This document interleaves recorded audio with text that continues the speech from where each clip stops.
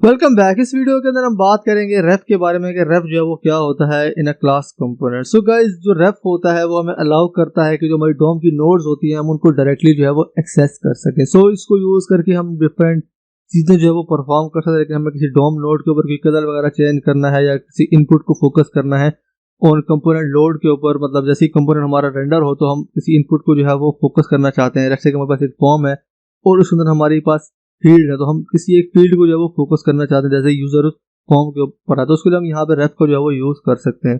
तो अभी हम इसको समझते हैं एग्जांपल के लिए। तो इसके लिए मैं विजुअल स्टूडियो कोड में जो है चला जाऊंगा। सो गाइस, तो मैं यहाँ विजुअल स्टूडियो कोड के अंदर जो है वो आ जाता हूँ। तो यहाँ पे मेरे पास एक कंपोनेंट है ref.js के नाम से और इसको मैंने यहाँ पे जो है वो ऐड कर लिया है अपने app.js के अंदर। तो सबसे पहले हम यहाँ पे क्या करेंगे, मैं यहाँ पे एक इनपुट की फील्ड जो है वो बना लूंगा। तो मैं यहाँ पे क्या करूंगा, जैसे ही यूजर हमारे इस पेज के ऊपर आएगा तो मैं यहाँ पे जो इनपुट की फील्ड होगी उसको मैं यहाँ पे जो है वो फोकस कर दूंगा। तो इस काम को जो है वो अचीव कर सकते हैं यूजिंग रेफ। तो यहाँ पे मेरे पास इनपुट की फील्ड जो है वो बन जाएगी। देन यहाँ पे प्लेस होल्डर में यहाँ पे लिख लेता हूँ यूजर नेम, मेरे पास जो है वो यहाँ पे आ जाएगा। उसके बाद तो मुझे यहाँ पे रेफ बनाना है तो उसके लिए यहाँ पे सबसे पहले चाहिए कंस्ट्रक्टर। तो मैं यहाँ पे कर लेता हूँ rconst, तो मेरा जो कंस्ट्रक्टर है वो यहाँ पे जो है वो बन जाएगा। तो उसके बाद यहाँ पे जो रेफ है वो हमने यहाँ पे जो बना, तो उसके लिए मुझे यहाँ पे करना पड़ेगा दिस एंड देन उसके बाद यहाँ पे मैं रेफ का नाम रख लेता हूँ इनपुट रेफ। तो इसको हम इक्वल कर लेंगे रिएक्ट डॉट क्रिएट रेफ का फंक्शन मिलेगा जो कि हमें रेफ जो है वो बना के देगा। तो यहाँ पे मैं कर रहा हूँ रिएक्ट डॉट क्रिएट रेफ। तो हमारी इस नाम से जो इनपुट रेफ के नाम से जो रेफ है वो यहाँ पे जो है वो बन गई है। सो इसके बाद जो रेफ है उसको जो है वो हमने असाइन करना है इनपुट के ऊपर। तो इसलिए हमें यहाँ पे एक प्रॉप मिलती है रेफ के नाम से। तो हम इसके अंदर जो भी हमने रेफ देनी है इसको वो हम यहाँ पे इस तरीके से जो है उसको असाइन कर देंगे। तो यहाँ पे हमारे पास है दिस डॉट इनपुट रेफ। सो अब मैं चाहता हूँ कि जैसे ही हमारा कंपोनेंट लोड हो तो यहाँ पे ये जो इनपुट है ये ऑटोमेटिकली जो है वो फोकस हो जाए। तो उसके लिए हम यहाँ पे क्या करेंगे, हम यहाँ पे करेंगे कंपोनेंट डिड माउंट के अंदर हम ये जो है वो फंक्शनलिटी परफॉर्म करेंगे। तो सबसे पहले हम देखते हैं कि जो दिस डॉट इनपुट रेफ है उसके अंदर हमें जो है कौन कौन सी प्रॉपर्टीज जो है वो मिलती हैं। तो मैं यहाँ पे कर लेता हूँ दिस डॉट इनपुट रेफ। सो इसको मैं सेव करता हूँ या तो अपने ब्राउजर के अंदर। तो जैसे ही हमारा कंपोनेंट जो है वो लोड हो जाएगा, माउंट हो जाएगा, तो यहाँ पे जो आउटपुट है वो हमें यहाँ पे जो है वो मिल गई। तो यहाँ पे हमारे पास आ गया ऑब्जेक्ट के अंदर हमारे पास आ गया यहाँ पे करंट।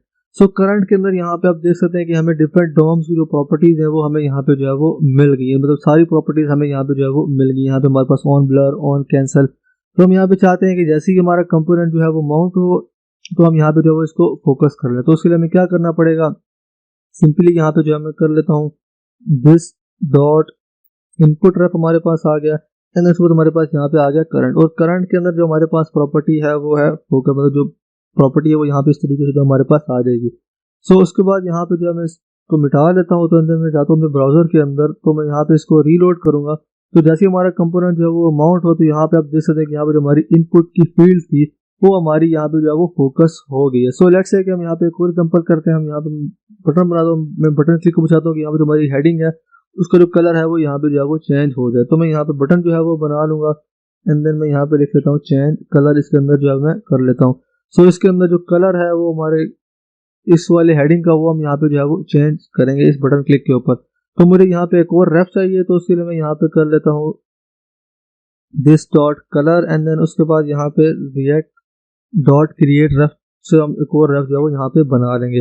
सो अभी रेफ जो है मुझे यहाँ पे असाइन करना है इस h1 को। तो उसके लिए यहाँ पे मैं प्रॉप पास कर लूंगा रेफ और यहाँ पे जो रेफ है हमारे पास दिस डॉट कलर की वो मैं इसको जो है वो असाइन कर दूंगा। सो उसके बाद मुझे यहाँ पे एक फंक्शन बनाना है चेंज कलर के नाम से। तो मैं यहाँ पे फंक्शन जो है वो बना लेता हूँ चेंज कलर एंड इस चेंज कलर के अंदर जो हमारे जो कलर है उसको जो है यहाँ पे जो है वो चेंज करेंगे।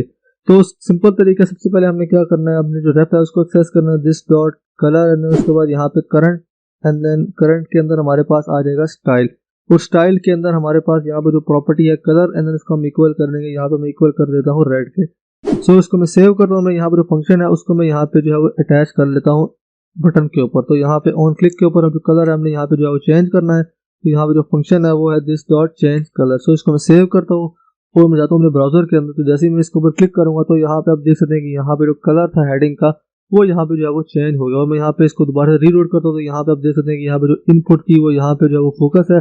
और मैं यहाँ पे क्लिक करूंगा बटन के ऊपर तो यहाँ पे आप देख सकते हैं कि यहाँ पे जो कलर है इस हेडिंग का वो यहाँ पे जो है वो चेंज हो गया। सो इस तरीके से हम रेफ को यूज करके जो डॉम की नोड्स है उनको हम डायरेक्टली जो है वो एक्सेस कर सकते हैं। सो आई होप आपको समझ आ गया होगा। So see you in the next video.